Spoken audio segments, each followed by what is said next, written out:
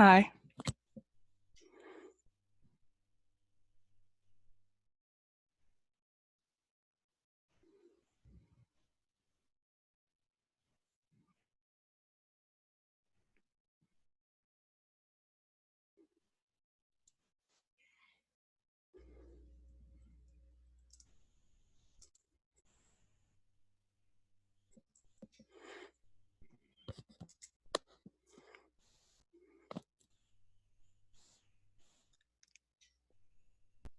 Can you hear me now, Dr. Hubbard?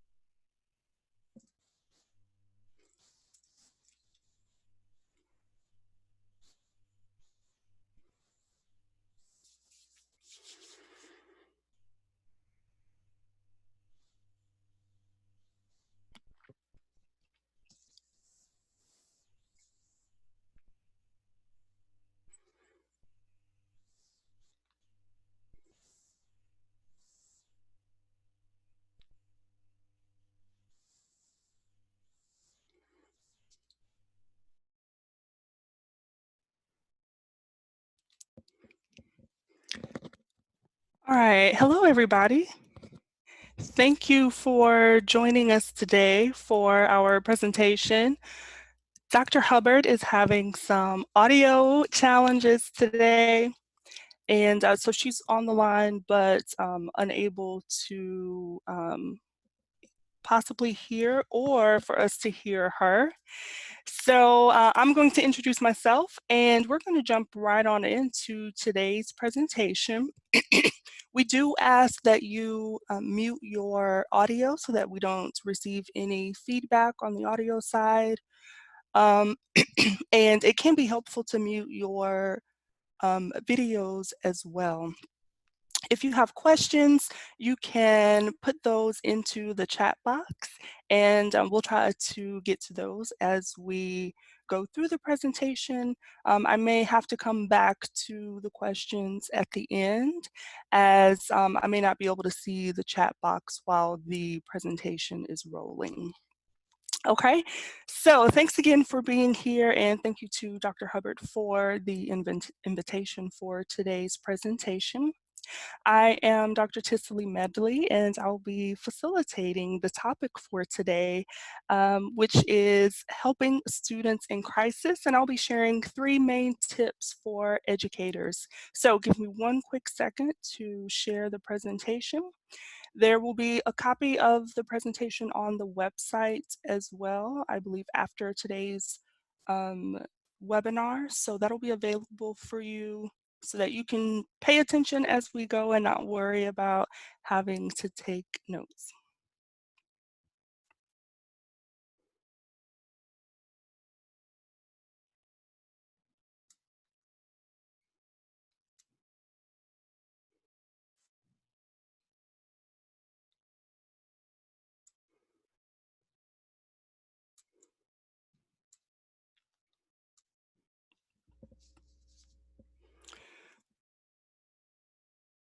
All right, so you should be able to see the slides now. As I said, I'm going to be sharing 3 quick tips for you today. And I want this to be interactive, so I want you to share your responses in the chat box, even though I may not be able to see all of the chats as we go. I want to be able to, after this is done, see what some of your responses were. So my first question for everybody, if you are willing and able to respond in the chat box, is, have you ever felt invisible? Have you ever felt invisible? So if you're able and willing to share in the chat, feel free to just put a yes or of course I have, or whatever response feels like it's a good fit for you in the chat box if you have ever felt invisible. All right, thank you to those of you who are able and willing to enter your responses into the chat. I have myself felt invisible, not just once, multiple times. Specifically, though, when I was a college student, I didn't necessarily have the words for what I was experiencing or a way to label that as this feeling of invisibility.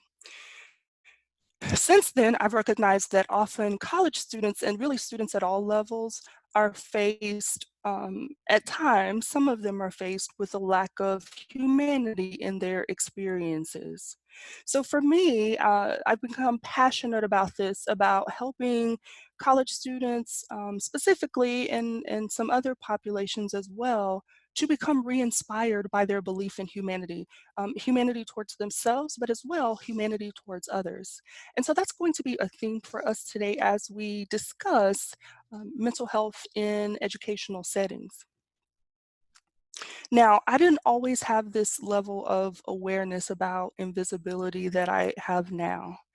I created a short ebook on this topic of students in crisis after I had an interaction with a student that increased my awareness about the psychological impact of supporting students in crisis as that relates to mental health. So the book is available on Amazon. I've shared some information there. If you want to learn some specifics about mental health symptoms, um, what those symptoms can actually look like, how to address them, how to refer, then I definitely encourage you to search out the book on Amazon. Today, though, I want to take some pressure off of you a little bit and let you know that you don't have to be a mental health practitioner to effectively address crises with your students. So you don't have to worry about being a practitioner. I know that there are probably some practitioners on the line, but even if you're not, this can still be helpful for you. So, in the book, I actually share a few de identified details about my experience with a particular student. That was the motivation behind actually putting this information together.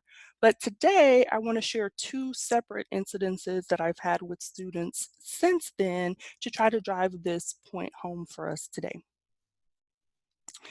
So here's my first student example.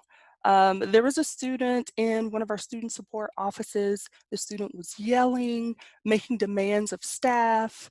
The student actually came to campus. So this is a recent example. The student came to campus while it was closed due to the shelter in place orders.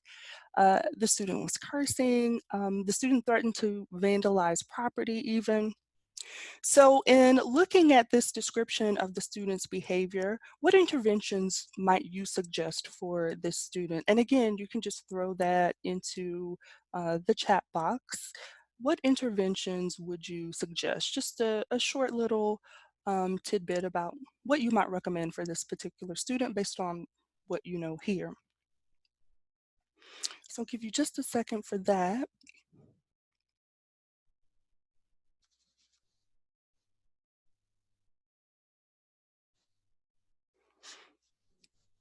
Thank you to those of you who are able and willing to share in the chat.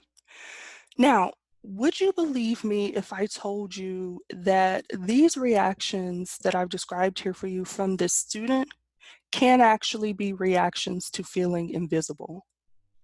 That for this particular student, that may have been one of the things going on for the student. And actually, since I interacted with this student, I will tell you that, in fact, this was one of the things going on for this particular student. Not the only thing, of course, but one of the things. So let me share another example with you. We had another student, different office, but still a student support office. The student refused to follow the directives that were given by staff. As well, this student was making demands of staff, cursing at multiple staff members on separate phone calls. So there were multiple interactions with the student. The student began to impede on the privacy of other students in the office. Probably the most significant behavior was that this student began to instigate staff and campus police, and there were some vague threats made to staff. So same thing, what might be some interventions that you would suggest for this particular student?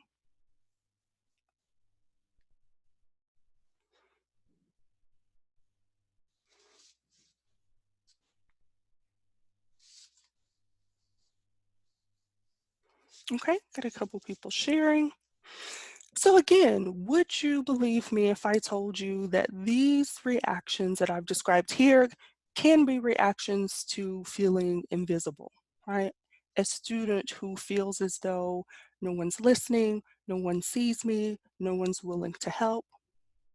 Now, this student that is described here had actually recently experienced a personal trauma that later the student came to counseling and attempted to address the trauma that they had experienced. The first example that I shared with you, that student was at risk of being evicted and was significantly concerned about financial challenges that they were experiencing. So the unfortunate thing is that most students who need our help and support aren't holding up signs like the student in this picture here on the slide, right? So how are we supposed to know when a student is in crisis and when that student is in need of help if them needing help isn't as clear as the picture on this slide? So that's where we're going to go next and talk about a theory by David Rock. David Rock talks about the brain, and particularly our primitive brains, how often our brain looks at situations that we engage in and categorizes events and experiences in two groups: threats and rewards, right? So our primitive brain wants things to be very simple. It's asking, is this a threat or is there a reward possible here? So if a person feels like they are being threatened in some way, their primitive emotional brain, particularly the amygdala, which is in the back of the brain, it will work very quickly to try to protect that person. The downside of this, of that protection, is that this reduces our ability for rational thought.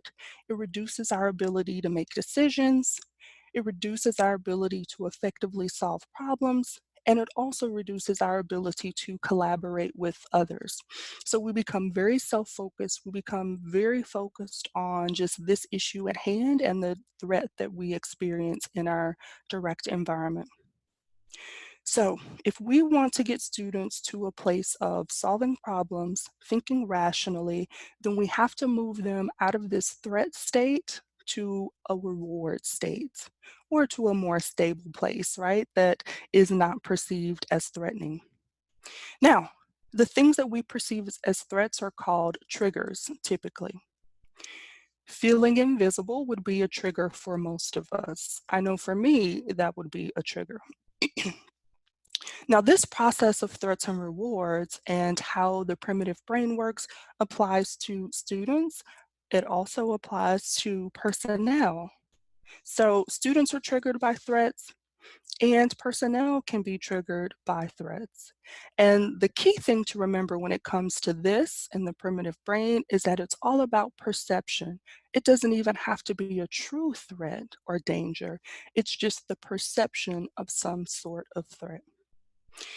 Now, if you think about it this way, if both you and the student that you're interacting with are triggered in the same interaction, then a dangerous feedback loop can start, right? Both of you are triggered, both of you are becoming overwhelmed. So, to prevent that from happening, I suggest focusing on three things.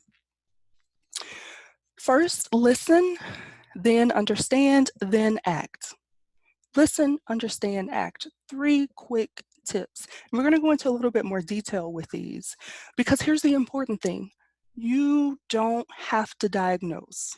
There's generally not a need for a non-practitioner to diagnose, right? In most of our educational settings, and even in some situations as practitioners, we don't always have to focus on diagnosing. That doesn't always have to be the first go-to. So here are some supplementary tips that we'll talk about. First, you can focus on the symptoms, and I discuss these in the ebook. Focus on the symptoms or focus on the issue at hand, depending on the situation. So focus on the symptoms can sound like, it sounds like you'd really appreciate some help with your anxiety, right? It's very clear perhaps that the student may have some sort of anxiety, or maybe they've shared this with you. And so without necessarily diagnosing them, you can say, I can tell that your experience of anxiety is troubling you, and it sounds like you really want some help with that. Let's focus there. Or, as I had to do with a student just about a week or so ago, was to help this student focus as well, was, hey, I'm trying to help you access those resources that are within my control. There are lots of things that you may need help with that I unfortunately can assist with. Let's talk about what's within my control and what I can do to help you on the phone today. All right, so it just guides the student back to this place of focus and they can get back to problem solving. One of the things that you'll notice with some types of mental illness is there can be irrationality, right? There can be delusions and hallucinations, things like that. The key is to not argue with irrationality. You will get nowhere there and you will continue to frustrate yourself and the student. So you can do some grounding things that are very simple. For example, right now I need you to focus on the sound of my voice and the instructions that I'm about to give you. Very simple, right? A two-step process. I need you to focus on the sound of my voice and on the instructions that I'm about to give you. And once they're ready, then you can share those instructions with the student. So don't argue with irrationality. Number three is meet the student where they are. So we can often kind of go into a situation with our own plan, but it's important to meet the student where they are. You may need to talk a little bit more slowly. You may need to lower your volume. You may just need to pause for a few seconds and allow the student to process. So you want to pay attention to those nonverbals that you're getting from the student and particularly look for signs of overwhelm, right? Noticing that the student can't handle anymore. They're flooded. They just need a second, either to breathe or to process, and pausing can give them that space and time to do that. And then lastly, remain calm. And this is, to remind yourself that you may be reacting to their elevated state and to remind yourself that you are okay, right? I'm just reacting to their crisis and their elevated state. I need to remember that I'm good, I'm okay, I have control over my emotions, and I can do what I can to help this student, right? So you may have to take a deep breath yourself and talk your way through it and say, I'm going to remain calm through this situation. Okay. Now, I want to help put some of your students' experiences and symptoms into a little bit of context. How many of you are familiar with the ACEs study? You can feel free, if you are familiar, to throw that in the chat box real quick. So ACEs, ACE, is adverse childhood experiences. And this information and research has been out for several years. Um, and it's, to me, very pertinent to any educational setting.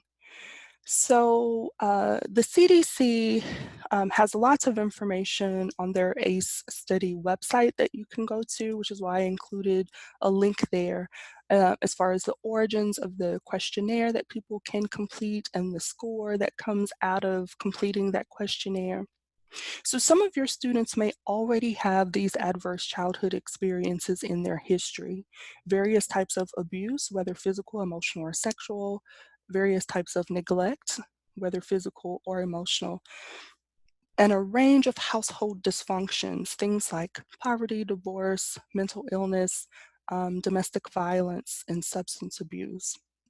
So the ACE questionnaire asks about all of these experiences and longitudinally tracked students to say what were correlated outcomes for these students.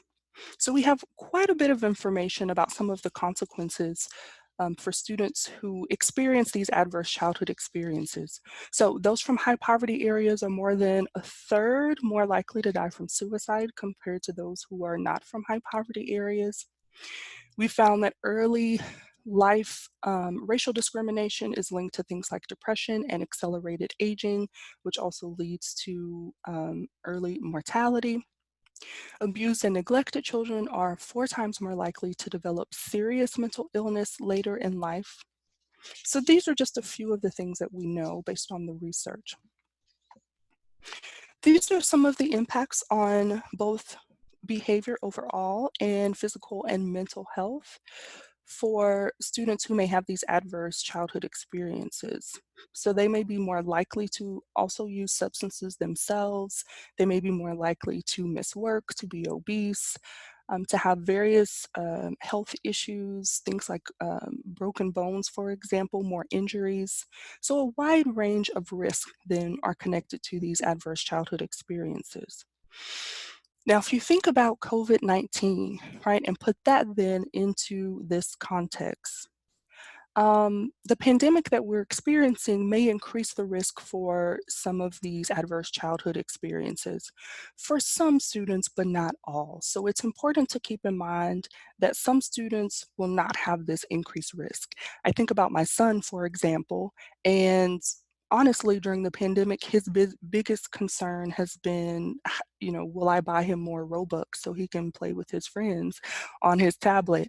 But there are some students who are experiencing significant increases in risk. So there are some students who have increased risk for physical and sexual abuse in their homes. There are some students who are at a higher risk of domestic violence now that we have had these shelter in place orders. There are some students who have a lack of basic needs like food and shelter. And even for our LGBTQ students, they are, many of them, at increased risk of being outed. For some of them, school is the only place where they can be themselves, and so they may be more repressed in their home environment. So a wide range of possible additional risk because of the pandemic. So these are things once you return to your campuses, or even before you return to your campuses, depending on how long this extends, you want to be aware of some of these negative effects that may be compounded by the current pandemic that we're experiencing. So unfortunately, it can be really easy to focus on the negatives, the white noise, but we have to keep in mind that not everything is mental illness, or at least not long-term severe mental illness for our students. So there are some risks and there are some challenges here, but it's not always specifically mental illness.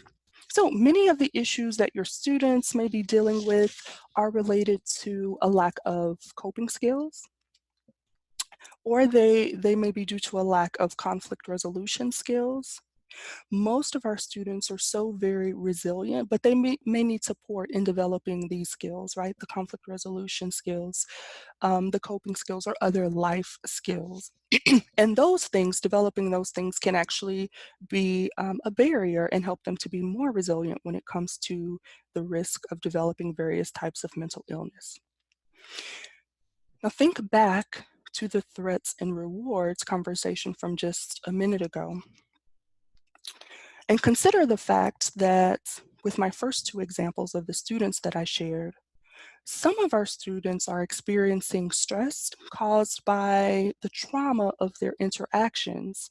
So the support that we are attempting to offer them in the classroom or on our campuses, sometimes those interactions actually create stress for our students, or create that situation where a student may feel invisible and therefore becomes triggered by that interaction.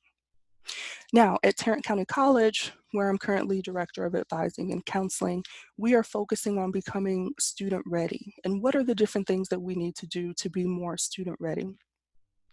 And I have had a couple of conversations with my vice president about how, I really wish I had more time to train staff, to focus on customer service, to focus on things like this, helping them to understand threat and reward states and how to de-escalate very tense situations with students. In the summers, when it's really busy in our advising office, there are lots of high tensions, right? And so, we have professionals who are very skilled in their advising and counseling skills, but sometimes we need just a little more help in de-escalation and finding ways to really connect with our students in a way that's meaningful for them. So we want to make sure that we're not too busy to care for the students that we interact with. So how do we ensure then that those threats are minimized for us and our students? And how do we ensure that those rewards are maximized as much as possible for both us and for our students? So I'm about to show a video clip of 911 Lone Star. And if you're a fan of 911 Lone Star, go ahead and throw that in the chat box as well. I will say at first, I was not a fan in the initial episode because it seemed like they were trying to make everyone have a stereotypical Southern twang, and I was a little offended by that. But after I got over that in the first episode, I really fell in love with 911 Lone Star. The cast is diverse, and of course, it's about Texas and Austin, so you have to love it.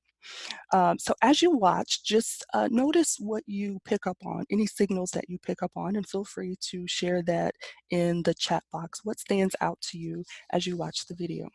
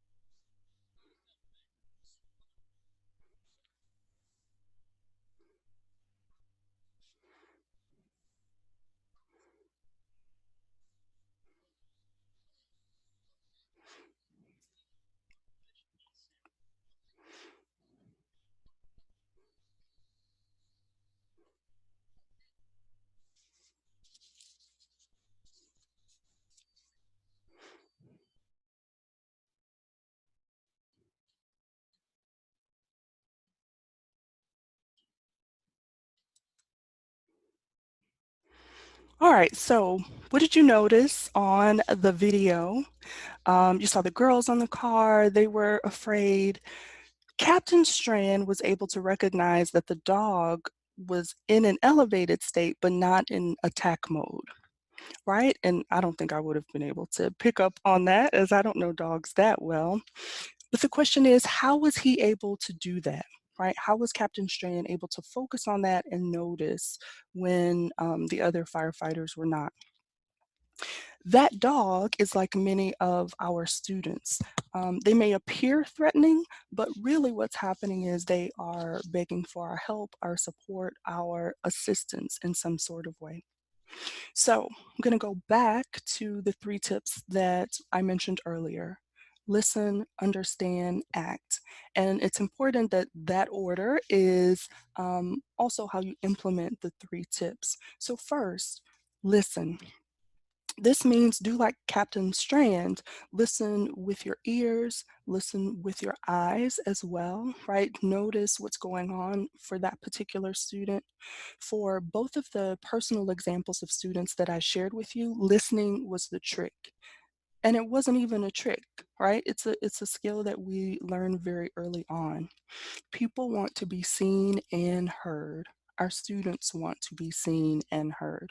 So listening is always number one. Listen very well. Number two is seeking to understand.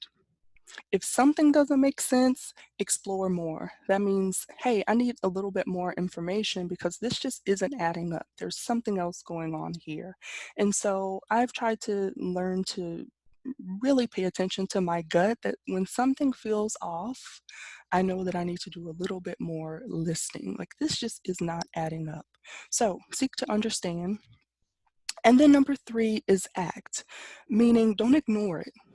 You've got to do something, and don't pass the buck if at all possible. Find a way to act, find a way to address that issue that's going on with that particular student. But how you do it is also important. So, how would you address this student? The first example that I put up, right, where the student is yelling and cursing and threatening to tear things up. But if that were your child, or a niece or nephew, or a grandchild, or a close family friend, someone that you knew personally, how would you address that student? Probably a little differently than if they're a stranger. So if we try to address students as though we know them, as though we have a personal interest in them doing well, that can go a really, really long way. So I'll tack on to the listen, understand, act, three more supplementary suggestions. Use empathy. And Brene Brown has some great work on sympathy versus empathy. The best way to understand empathy is to say, I need to put myself in this other person's shoes. And one of our equity and inclusion associates always says, in order to walk in someone else's shoes, you actually have to take your own shoes off, right? It seems really simple, but profound, that you've got to take yourself out of your element and immerse yourself into the student's element to really get a good understanding, to really get to that place of empathy with the student. Also, you don't want to jump to conclusions too quickly. Again, if something's not adding up, there's a reason why it's not adding up. Ask for more information, seek out more information, and try not to jump to conclusions too quickly. We often try to, diagnose a student and say, oh, they're this, they're depressed, they're maybe not. There may be something else going on. So try not to jump to conclusions too quickly. You also want to engage in some mindfulness. Listen to your body. And this is related to the stay calm that I shared earlier. You want to manage your own anxiety and fear. Those of you who were present for Lily's presentation last week, right, on self-care, you can go back to those tips that were shared. But in the moment, you want to make sure that you're managing your own anxiety and fear, taking a breath and pausing if you need to. And importantly, only go as far as your competence will take you. If you're not a mental health practitioner, again, don't worry about doing that stuff. Just say, how can I connect with this student?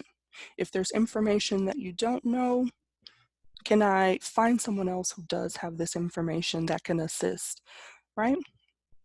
So the best way to become student ready is to focus on humanity towards yourself, and being okay with yourself and any challenges that you experience, but also humanity towards your students and staff. So if you feel stuck, that's okay. It's okay, right? Seek out your resources, the same things we tell our students. You don't have to do therapy with the student unless that's a skill that you actually have, right? Unless that's actually your training. Now, there is a therapist by the name of Carl Rogers who, if you are connecting with the humanity of another person, he actually has a counseling theory based on that idea. It's something called unconditional positive regard, right? The idea that you are non-judgmental and empathic and transparent with another person. And so his theory really is all about humanity towards others. So in that sense, that could be therapy. But the point here is that you don't have to feel like you've got to do that in order to be effective, or in order to effectively resolve a crisis when it comes to your students. You can do a lot of help for them, just displaying your humanity towards them in a way that helps them to feel seen and helps them to feel heard. Now, there are some things, if you're listening and paying attention to a student, and this is covered in the book, the ways that you can determine that a student really needs some sort of mental health intervention, and I'll share just a couple of those here. that if you notice that something is just off, the student's appearance is off, they're disheveled, or if you notice that the student's hygiene is off when typically, they take care of themselves, they comb their hair, but today they're really disheveled, or they've started developing a pattern of being disheveled or having some sort of negative hygiene. If you notice significant changes in their speech or their mood or other behaviors that they're engaging in, if you're noticing that they're just not making sense when they talk, their sentences don't go together, they can't focus on what it is that you're telling them, those things can definitely be signs that there may be a mental health crisis at hand.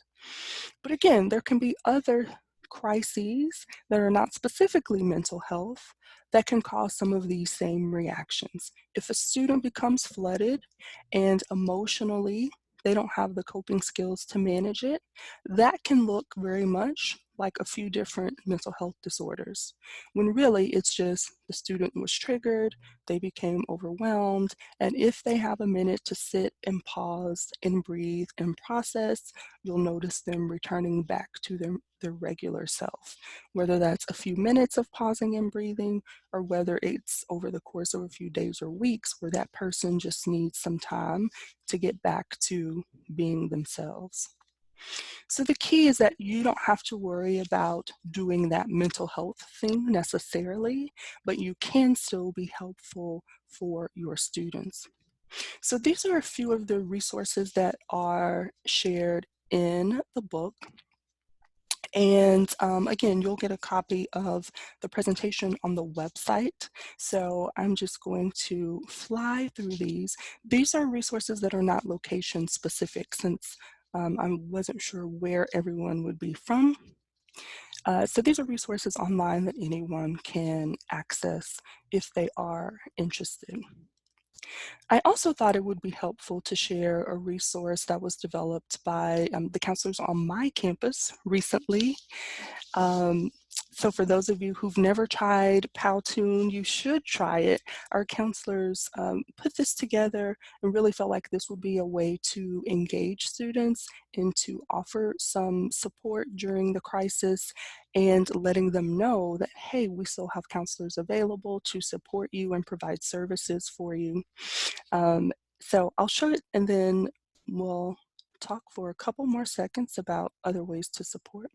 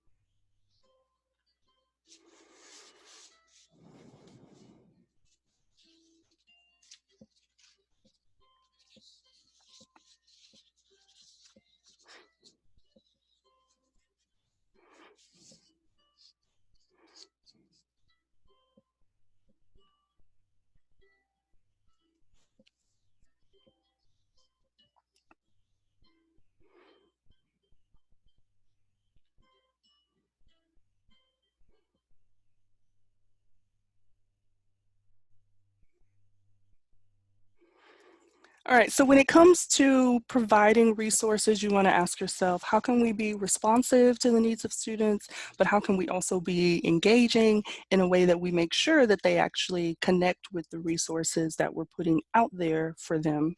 So those of you who are able and willing, if you have an idea about something you'll do differently based on the information you've heard here today, throw it in the chat box so I can hear some of the ideas that you have that will integrate what you've heard during the presentation.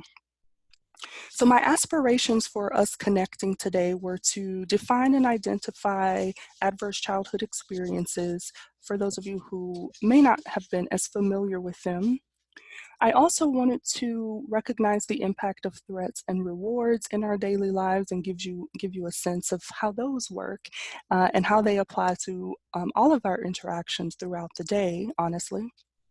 I also wanted to provide some useful tips for educators and those who work in various educational settings who seek to support their students in various ways. Lastly, and most importantly, I wanted to highlight the value of humanity when it comes to interacting with students and supporting students every day.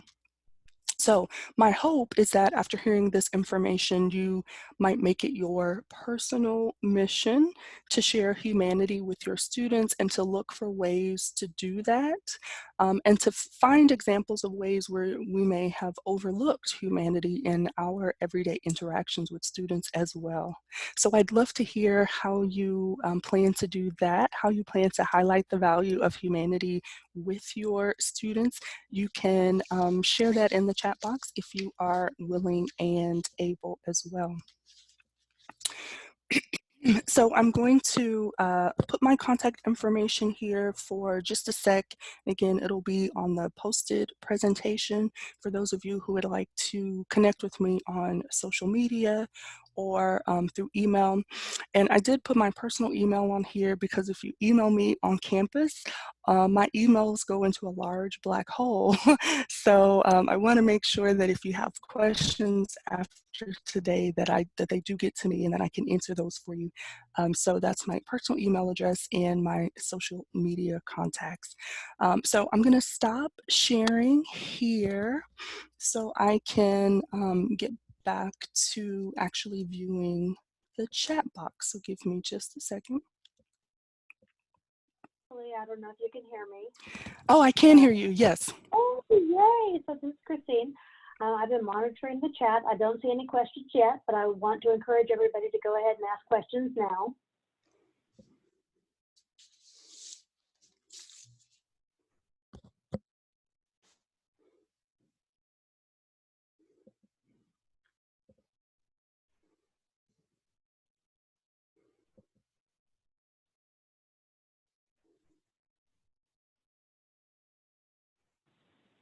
I can tell you from the comments that people were saying that they really resonated with the idea of listening, but also with the idea that staff need to feel safe. And so what can we do to make ourselves feel safe so that we can better support our students? Right. So yeah, definitely safety is important for personnel. Remember, you know, if a staff member is triggered just as easily, and so part of that is addressed in the book. That comment about only going to the edge of where your competence lies. So in any situation where you do feel unsafe, you want to reach out for on-campus resources, whether that's a resource officer or if you have police officers on campus or another staff member that can assist. Also, I think sometimes, you know, when we become triggered and our emotions are elevated, we over-assess risk, and that's part of that threats and rewards process that happens in our brain.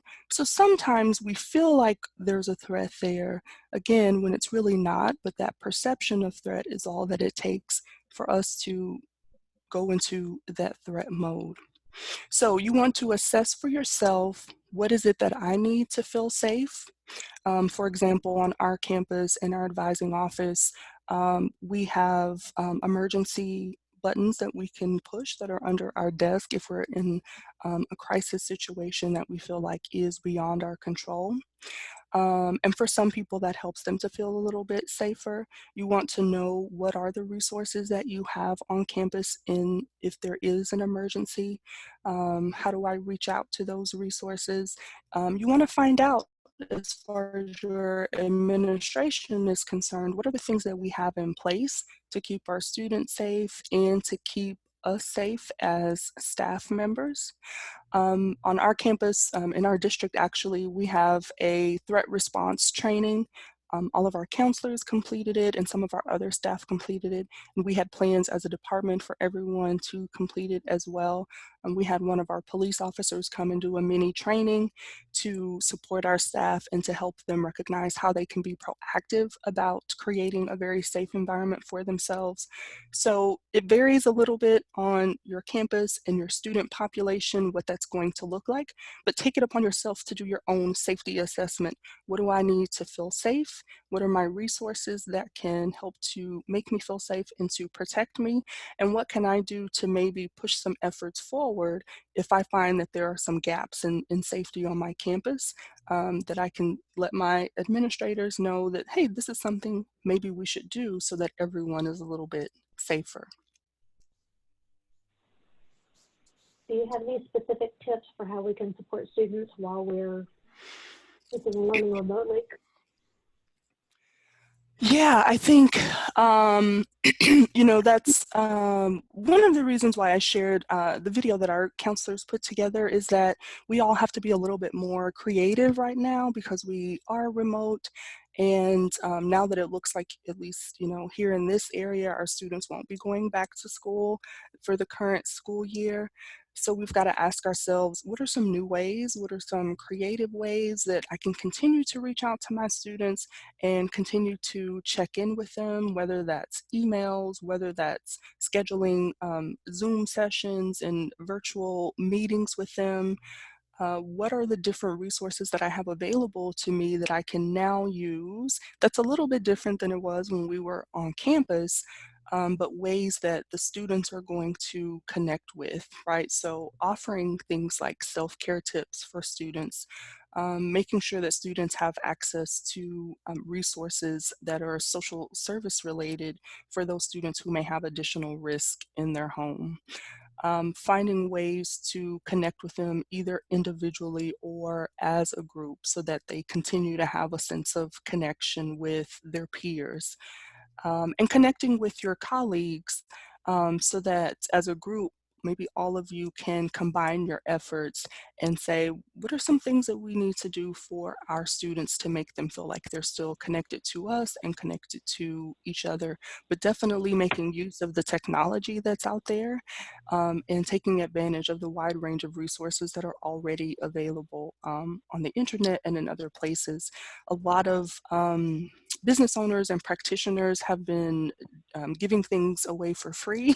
I was sat in on a parent support group last week that was a virtual Zoom meeting, things that 2 months ago probably wouldn't have happened that now are a lot more easily accessible, because we've all been pushed to this virtual format.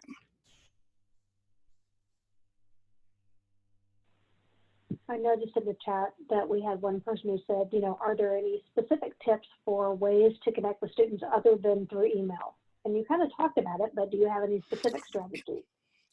Yeah, so, some of that is going to depend on your comfort and the technology that you actually have access to. So, some schools are okay with you connecting with students through social media. Lots of students are on Instagram and on TikTok. If you feel like you're comfortable, engaging with those kinds of media, those can be helpful. Lots of folks have the Google Classrooms right now that they are in, or other types of course sites and Blackboard sites that they're using to connect with students. Phone calls still work in a lot of situations as long as the student has phone access. So, there's nothing wrong with that if you still want to connect with your students through phone, or even going less techy than that, and you want to connect through written word. If you have your students' addresses and you want to send them an old-fashioned, postcard or a quick note, depending on how many students it is that you have, even those things that used to work that we've gotten away from can still work outside of email. But definitely you can use social media. There are so many apps out there now that you can use, things like GroupMe, for example, where you can plug all of your students in there, Class Dojo. There's the list of possible technology besides email is almost infinite, and really the limit is just your bandwidth and your willingness to learn how to use that particular method for reaching out to your students. You know, you can create a YouTube channel and post videos every week and have them tune in. So really there's a lot of options out there, just depending on what you're comfortable with.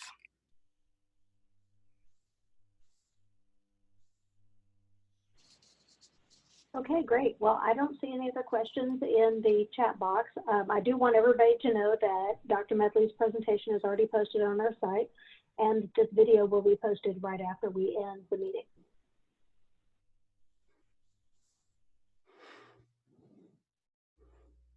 Thank you, everybody, for engaging with us today.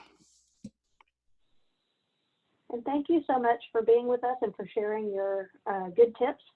Like I said, we'll have this posted, and we have another one coming up next week, specifically on how to move your programs online. So hopefully you'll join us next Monday for our Lunch and Learn.